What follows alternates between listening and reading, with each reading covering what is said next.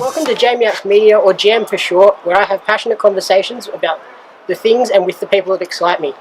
Today I'm joined by Alex Titan, IWA Heavyweight Champion. How you doing, man? Not too bad. We're here at Wollongong Wars 6, which is an MMA event. What's your involvement with that? Honestly, I've been looking to branch out. I don't know if any of the people watching this caught over the last couple of weeks. I had some interactions with Triple J. I called out a bunch of people. I said that I would slap the shit out of Anthony Mundine. I said that I'd choke out Mark Hunt. So I'm looking to take over a new sport. I've dominated wrestling. I've done all that there is to... I've accomplished all that there is to accomplish in pro wrestling, and now I'm looking to take on a new challenge and dominate that challenge, become the king of two sports. So that's why I'm here. I'm checking out the competition, and you might see me in the cage sooner rather than later. And has MMA been a passion for a while, or...? Yeah, I've been super interested in MMA for a long time. I used to live up in Brisbane and was involved in a company that sponsored fighters. So I was lucky enough to see the pre-UFC careers of Hector Lombard, Kyle Noak, George Soteropoulos, James Tahuna, Dylan Andrews, and a few other guys that have gone on to reasonable success in the MMA world. So it's always something that I've been super interested in and passionate about. But I still had things to accomplish in wrestling, and now that I've ticked all of those things off my list, I think it's time to branch out and see what I can do in the cage. Looking at some of those things you have ticked off, the past 12 months have been pretty phenomenal for you. You've IWA Heavyweight Champion, obviously. The Universal Fight Network's really exploding, and you also debuted in the PWI 500. Yeah, the PWI thing was, I don't know, it was crazy. For the previous 3 years, I had been really looking to kind of break into that PWI 500. And I had joked around with a couple of the boys that I'd shared the locker room with about being 501 or 502 and just missing out. And the end of last year, which I think Roman was number one, and it was like the third year in a row that I hadn't been included after really trying to push my wares and create awareness for my brand overseas. I was like, nah, fuck this. I'm not looking to get in PWI anymore. It's never going to happen for me. So I didn't push any of my stuff overseas. I really just concentrated on sharpening my in-ring game here and doing my best to bring IWA up, bring the houses up, sell more tickets, do bigger venues, do bigger and better things in terms of mainstream media, which we did with, like, I was on the Disney Channel, we did the Project, I had the Triple J thing recently, so to have that come along after 3 consecutive years of disappointment was like a really big deal. It was something that I had always wanted to accomplish from when I very first started wrestling. PWI, I always used to get it when I was younger. That was one of the very few things that I could get to keep up to date with what was happening in the wrestling world. Because when I first started watching wrestling, it was still, my local video shop would only get in WWE VHSs a year after they'd aired in the US. So I was like, PWI was like the one thing that kept me connected to the wrestling world. So to be included in such a prestigious magazine was super exciting for me. So. And do you find it's kind of when you kind of give up on something and just focus on yourself, that's when the things start to come together? Like yes and no. PWI is kind of an interesting one because the eligibility isn't from January to December of that year that it is released in. Yep. It's like a mid-year to mid-year. So essentially that PWI inclusion that has just come out, which featured myself, is a reflection of last year, which is the beginning of this recent exciting journey that I've been on, which kind of fills me with a lot of hope and anticipation that I will be included next year, because I've achieved a lot more in the last 12 months than I had in the previous 12 months. And that's recognition for the previous 12 months. So if that is anything to go by, yeah. So I'm excited to keep, whether or not the recognition in PWI is super cool to happen once. If it ever happens again, obviously I'd be flattered and honoured, but that's not why I'm doing what I'm doing. It's just easy to be excited about things that interest me. I'm excited about wrestling. I'm excited about MMA. I found a way to combine the two with the Universal Fight Network. And and I'm just really enjoying it at the moment. So Universal Fight Network, same thing. That was kind of a collaboration between myself and Mark Williamson, actually, who we haven't necessarily always seen eye to eye. He's managed me, we've fought, we've bickered, we've kind of been at each other's throats, we've hated each other, we've loved each other, but we both came together on this mutual idea. And in the last probably 6 months or so, it's really exploded. I had a lot of interest from overseas, and it started out as Pacific Fight Network, but we had so much interest from overseas that Pacific wasn't really applicable anymore, so we changed it to incorporate everything. And even just yesterday I added Boom MMA, which is like the biggest MMA promotion in India. So we've got like all these exciting things that are coming out of left field that I hadn't really anticipated would happen, have all contributed to the growth of not only Universal Fight Network, but my connections overseas, my passion for MMA and wrestling kind of coming together in one exciting project.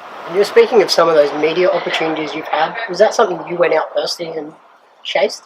Yeah, I've been lucky in a sense, in that outside of wrestling, in the real world, I have had employment opportunities that have afforded me access to certain media companies or people within the media that I have made good relationships with. And for a long time, I didn't want to capitalize on those opportunities because I wasn't proud of the product that I was involved with. I thought that my work was worth being advertised, but I didn't necessarily think that the overall image of the shows that I was performing on were at a level that I wanted people to see it.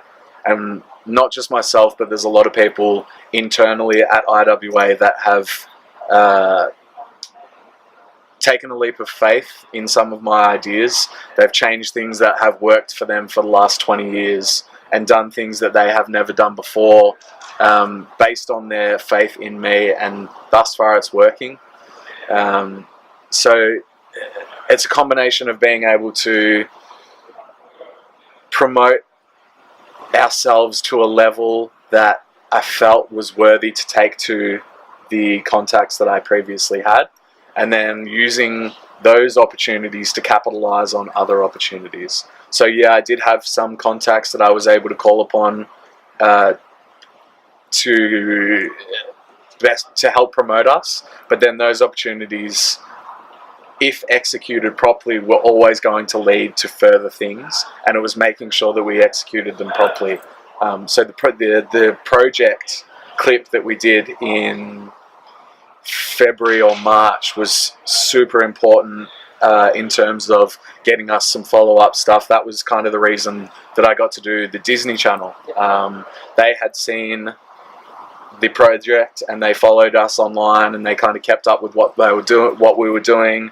They made sure that our brands kind of aligned and that we were wholesome family entertainment. And although myself personally isn't the most wholesome family entertainer, they could see that there was a differentiation between who I was as a person towards my opponents and who I was in terms of my passion for promoting Australian professional wrestling, and specifically the IWA. So it must make you proud that IWA was willing to invest in you and take those risks. Yes, definitely.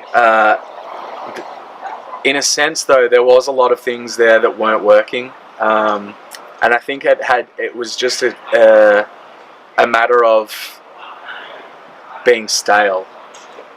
Not any disrespect to the people that came before me, because obviously they have paved the way and they were successful for 18 years prior to my arrival, but I think that there was a lot of things that were being done that were super effective and super applicable in 1998 and 1999 and 2000 and up to maybe 2005, 2006, but little things like the online presence. IWA hadn't moved into the social media era.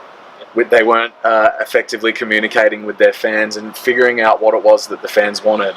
And the best way for us to be able to connect with our fans is through Facebook and Instagram and Twitter and Snapchat, and all of those things have been implemented, and not just implemented and then forgotten about, but they've been implemented and people have been busting their ass to continue to keep those up to date and provide engaging content and provide new and exciting things. We were the first company in Australia to do the Snapchat filter for our Fighting Spirit event last year, and then within 3 weeks of that happening, there was 4 other promotions in the country that all of a sudden had done Snapchat filters.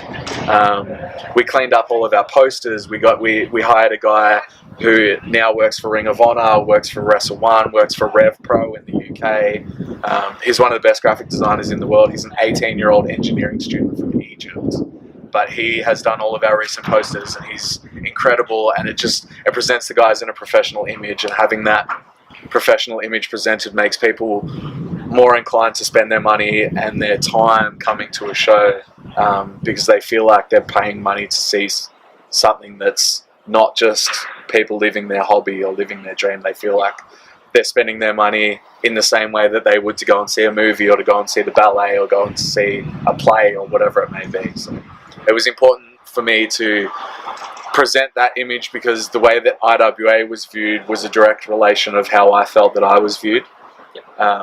If IWA looks like the premier promotion in New South Wales or in Australia or whatever, then the people that wrestle for IWA would be viewed similarly. So I wanted to make sure that if I was putting all this work into promoting myself as a big star, that the company that I worked for also looked like the best place to work for. And the bigger IWA looks, the bigger I look in return. So it's kind of a two-way street there. The bigger I look, it kind of helps with the IWA, but at the end of the day, IWA has given me a platform, and I was able to kick a few goals early on and have some success in some of my ideas. And the more success that those ideas achieved, the more leeway that I was given to try new things, and the more trust they had in me to try those things. So.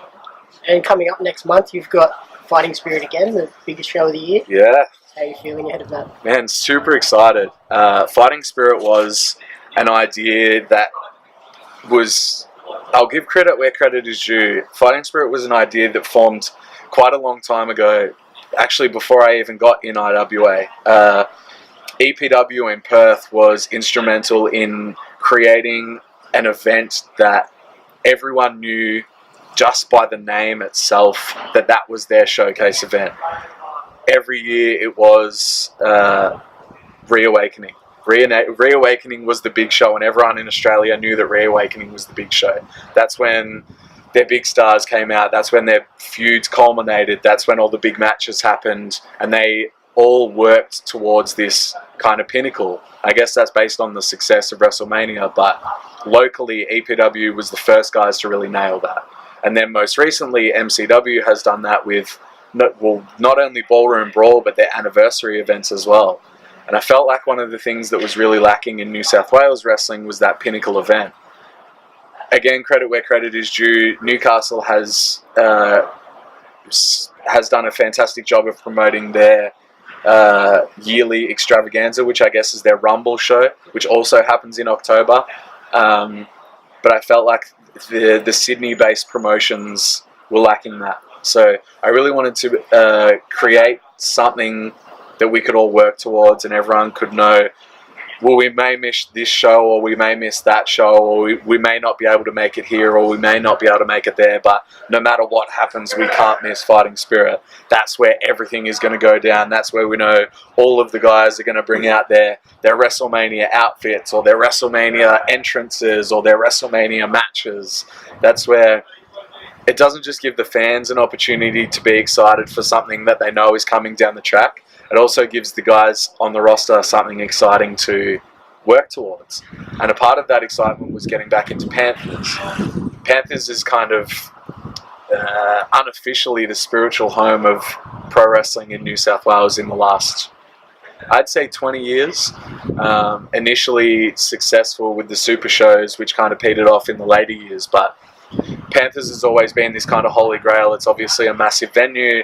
It's a beautiful venue. It's got state-of-the-art facilities with the green rooms downstairs and the state-of-the-art production and the big stage and the big screen and all that kind of stuff.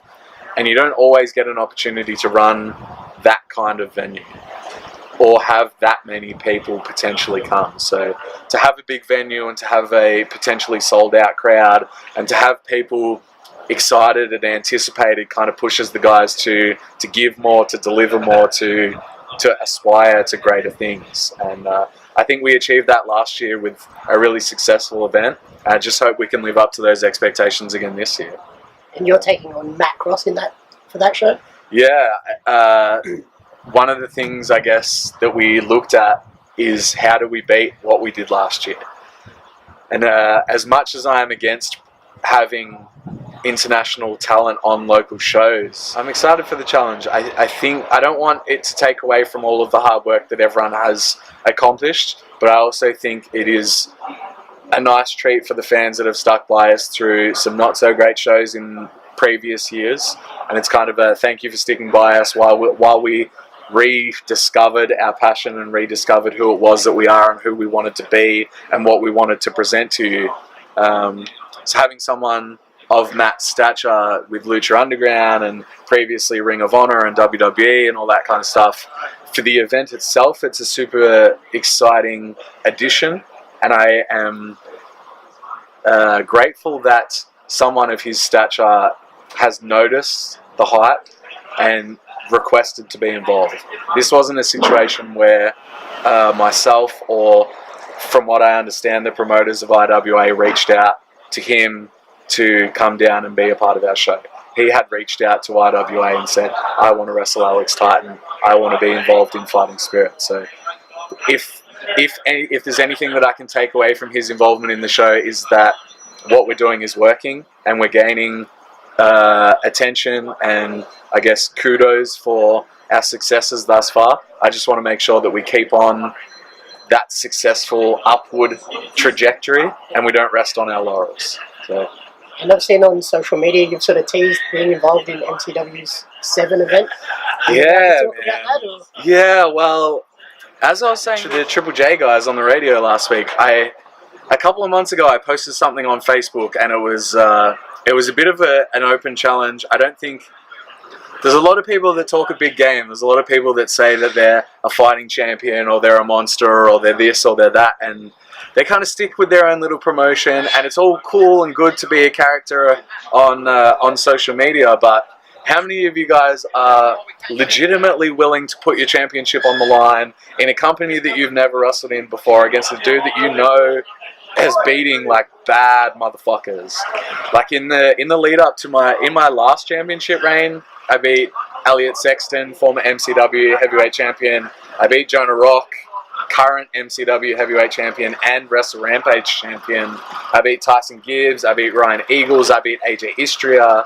I beat a whole host of dudes that are considered the best guys in Australia. And as a result of that, I feel like I should have been given more opportunities to go to their promotions and challenge for their belts. I gave you the opportunity to take my belt and you couldn't hack it. Give me the opportunity to win your belt back. So I put a thing on social media and said I challenge anyone. I challenge EPW champion, I challenge AWF champion, I challenge PWA champion, MCW champion, whoever it may be. And no one responded. People responded, but no one took the offer. There was a lot of shit talking, and there was a lot of people saying, "Oh, you couldn't beat me," or "You, all right, put your money where your mouth is. Fly me over and pay my match fee, and let's do it. Let's see if you have what it takes." The people that you measure yourself against measured themselves against me and couldn't measure up. So I'm going to take matters into my own hands. I'm going to turn up at MCW 7. I don't have a scheduled match at the moment, but I'll turn up there and we'll see what happens. Awesome. And lastly, what does the future hold for Alex Titan? Where would you like to see yourself in 5 years? In 5 years? I think in 5 years' time, if I am still atop the wrestling mountain in Australia, I would be disappointed. I think that there is so much young, hungry, up-and-coming talent at the moment. They should be vying to knock me off the throne. They should be in the gym, they should be at training, they should be doing whatever it takes to ensure that I am not where I am now in 5 years' time. But that doesn't mean that I'm sitting here waiting for them to get better and just not getting any better myself. I'm looking to take on new challenges. Who knows, in 5 years' time I could be in the UFC. I could be anywhere. Whether it be Australia, whether it be overseas, whether it be wrestling or jiu-jitsu or boxing or mixed martial arts, I'll be winning something. We just don't know what yet. Awesome. And is there anything you wanted to say to your fans that are watching? I appreciate the support. I appreciate the perseverance. I can be a difficult person to follow. I can be a difficult person to get along with. I'm the kind of person that people love to hate. So for the people that genuinely do love and appreciate what it is that I do, I appreciate them in return. Awesome. Thank you for your time. Thanks, man. It's a pleasure. J.A.M Media. Thanks everybody for watching. If you like this interview and video, please like, subscribe, and head on over to jamyapsmedia.com so that I can continue to bring you more interviews in the future. Thanks.